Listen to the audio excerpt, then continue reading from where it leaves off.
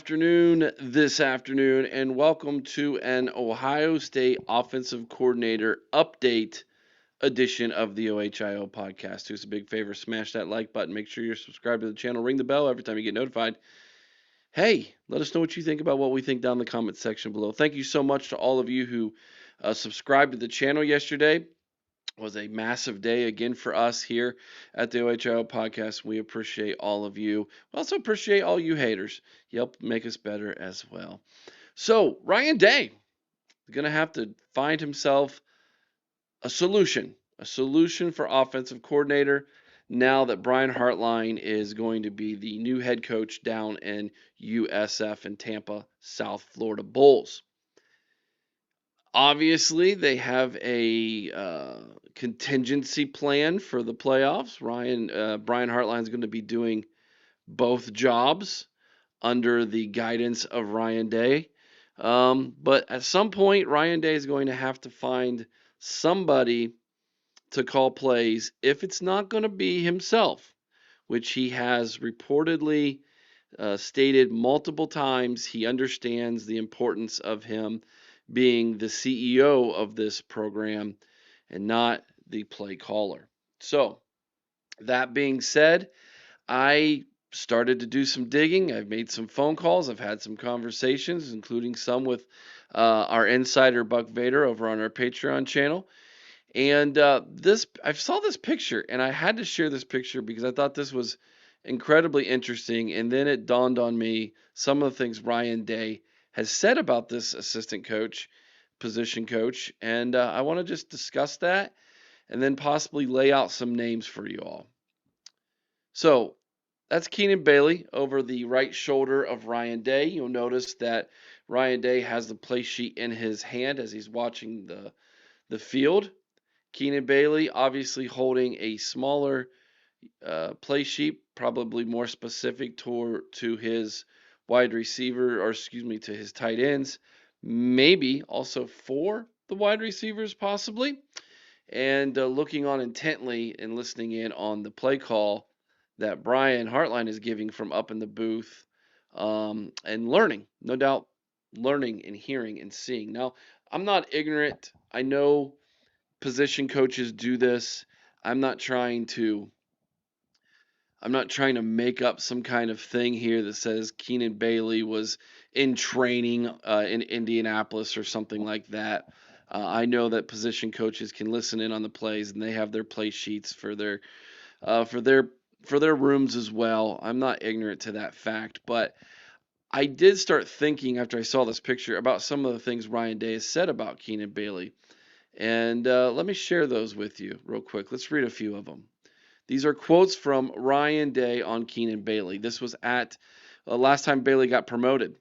Keenan is an excellent coach. He's a really sharp young man who's going to do unbelievable things in his career.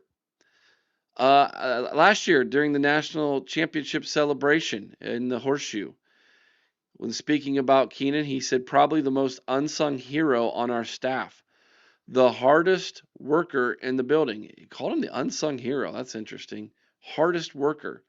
Two quotes down. I believe this was at Big Ten Media Days. You go in for a workout at 6 a.m., he's right there with his players. You go out for a team run at 4 p.m., he's out there running with them. And then the one right above that, the third one from Big Ten Media Days as well, talking about Keenan, he said he's taken on a lot of roles. He's got a lot of respect from so many people in that building because of his work ethic, because of the relationships he has with his players. I believe that Keenan Bailey, just reading between the tea leaves, based off what Ryan Day has said about him in the past, based off his trajectory in his coaching career, Keenan Bailey is going to be taking on more of a role at Ohio State. Does that include offensive coordinator or play caller? Possibly down the road, maybe. Next year?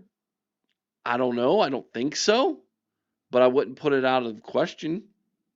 I do know that Ryan Day wouldn't say those things about Keenan Bailey if they weren't true. If he didn't really feel that way, like he didn't feel he wasn't the smartest guy or the hardest worker and has a bright future. I don't think he would have said those things publicly about him. And he's been on record multiple times talking about Keenan Bailey. I believe it is well documented at this point that Ryan Day thinks that Keenan Bailey has indeed a future, and that future has obviously been at Ohio State. When you look at his coaching career, started as a recruiting analyst in 2014 at Notre Dame. In 2016, he was brought on as an offensive intern at Ohio State. In 2019, he was an offensive QC. 2022, he was an assistant to the head coach, special assistant to the head coach, as well as the offensive QC. 2023, he took on tight ends. And then last year, he not only was the tight ends coach, but he was announced as the co-offensive coordinator. Co-offensive coordinator. Brian Hartline was obviously the offensive coordinator. He was the play caller. It looks like Keenan Bailey might be in line for the next opportunity. But if he's not ready to be the main offensive coordinator, obviously you want to bring in somebody with play calling experience, somebody who can groom him, similar to kind of what we saw last year in Chip Kelly with Brian Hartline. And if that's the case, I think the first guy who's going to get the phone call is going to be Chip Kelly. He did it before. Would he want to do it again?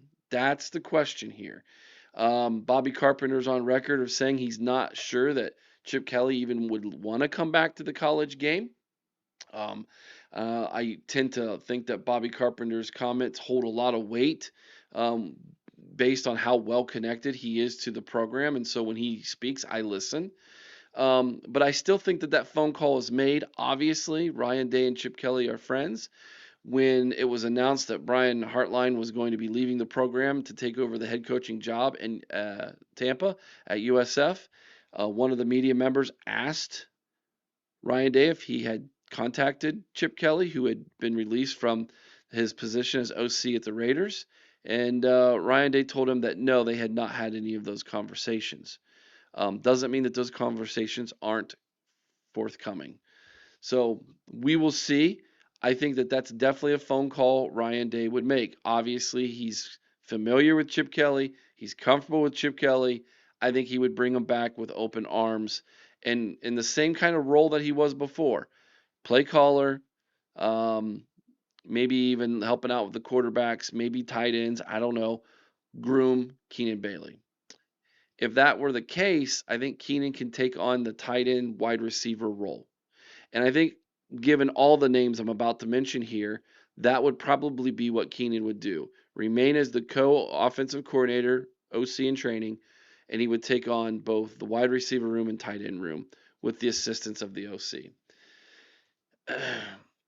Here's a name for you. This is one that a lot of people are floating out there for some reason.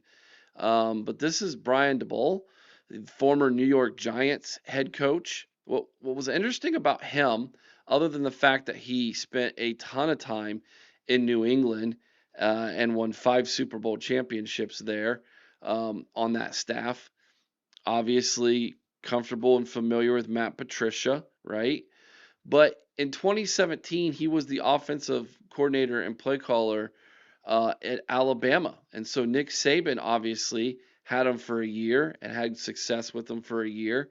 So there is a track record of him coming to a program with high standards, with good talent, and doing well there for 1 year. If again, this is just a pit stop 1 year, help us out, play, call some plays, help Keenan Bailey out, is he an option? I understand why a lot of the rumors are pointing towards him. He's available. The best ability sometimes is availability, right? Chip Kelly, now Brian here. Ties to New England, ties with Matt Patricia. Those are things I think Ryan Day obviously is comfortable with here. So keep your eye on that one. And then another name, again, New England ties. There's a theme here, right? This is a name that's starting to pop up in message boards quite a bit from people. Josh McDaniels spent all of his time in the NFL, except for his first year in 1999 as a graduate assistant at Michigan State, has been a head coach in the NFL a couple times, two stints, one's with the different Broncos, and then again with the Raiders. So Matt Patricia, like, I guess you could say, six-time Super Bowl champion with the New England Patriots. So again, we've got somebody with ties in the coaching ranks to Matt Patricia. Um, Question is, I question this one more than the other ones because there's really no college tie there, and he's currently on a staff there, actually at New England again as the offensive coordinator, working with Vrabel. So would he even want to leave the NFL? Like I said, the best ability sometimes is availability. So I don't know, but I think it's definitely worth a phone call, right? If you're Ryan Day. I would say most of Ohio State and Buckeye Nation would love to see him as your offensive coordinator, given how much success he's had at the NFL level doing it. And look at what Matt Patricia's been able to do with the defense this year. Could he do that with the offense next year? So some interesting things there. Again, I'll show the picture of Ryan Day and Keenan Bailey from this past weekend there in Indianapolis. Very close to the coach, looking over the shoulder.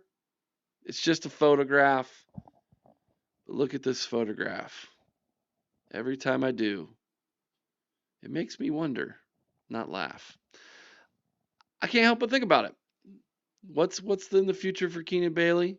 What's the offensive coordinator position going to look like in 2025? Or excuse me, 2026?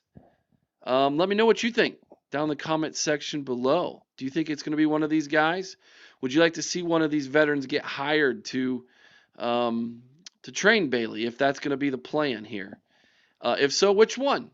Do you think? And if it's different than which one you think it will be, let me know what that is down in the comment section below. Thanks for watching, everybody. We appreciate each and every single one of you. Don't forget tonight, 8 o'clock Eastern, live right here on our YouTube channel.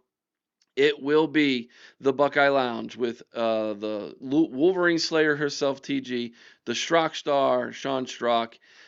Former Buckeye EJ Underwood is going to join them for this show, talking about the game that was in Indy and then the playoffs coming up, the CFP, all of that good stuff. EJ's time at Ohio State. It's going to be a great show, 8 o'clock Eastern, right here live. Make sure you check it out, everybody. Have a great day. Go Bucks.